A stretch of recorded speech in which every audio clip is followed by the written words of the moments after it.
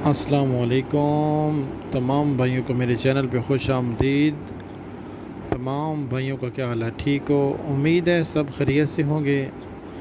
जैसा कि आपको मालूम है कि MES में जिन भाइयों ने अप्लाई किया हुआ है, अब उनको रिज़ल्ट और उनको इंटरव्यू का इंतज़ार है कि इंटरव्यू की डेट कब तक आएगी और मेरिट के मतलब कि मेरिट कितना फ़ाइनल सेट होगा।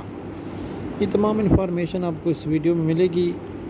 तो वीडियो शुरू करने से पहले एक छोटी सी गुजारिश है कि चैनल को ज़रूर सब्सक्राइब कर दिया करें ताकि नेक्स्ट जो भी अपडेट्स आए आप लोगों तक सबसे पहले पहुंचती रहे। तो शुरू करते हैं कि MES में सबसे पहले जिन भाइयों ने अप्लाई किया हुआ है नैब कैसेट के ऊपर, उनको तो अभी तक बिल्कुल भी नहीं पता उनको क्या होगा। इस बार नैब कैसेट की सीटें काफ़ी ज़्यादा हैं, तो उनका रिटन टेस्ट वगैरह नहीं होता, उनका डायरेक्ट इंटरव्यू होता है। इंटरव्यू के लिए जिन भाइयों की तालीम ज़्यादा है, ये नहीं है कि इस बार मैट्रिक या मिडल तक की या प्राइमरी तक की नैब कैसेट के ऊपर अप्लाई किया हुआ है, बल्कि ऐसे लड़के भी हैं जिनकी MA तालीम है, BA तालीम है, उन्होंने भी नायब कासिद के ऊपर अप्लाई किया हुआ है। तो उनका इंटरव्यू कब तक मुतवक्के है? सबसे पहले हमेशा कोई भी पोस्ट आती है किसी इदारे की, तो वो ऊपर से शुरू करते हैं 14वां स्केल, फिर 13वां, फिर 12वां, इसी तरह। तो जो नायब कासिद का इंटरव्यू है वो अगले मंथ मई के एंड में या जून के शुरू में आप लोगों का इंटरव्यू होगा।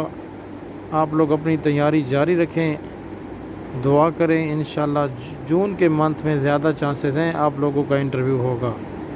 तो बाकी जितनी भी पोस्ट हैं उनके बारे में आप लोगों को शेयर कर दूं कि LDC का मेरिट हमेशा लो होता है 35 नंबर तक, UDC का 38 तक होता है, इस तरह असिस्टेंट का मेरिट 43, 42 तक होता है। पिछली बार भी यही मेरिट बना था, तो इस बार भी यही मेरिट होगा।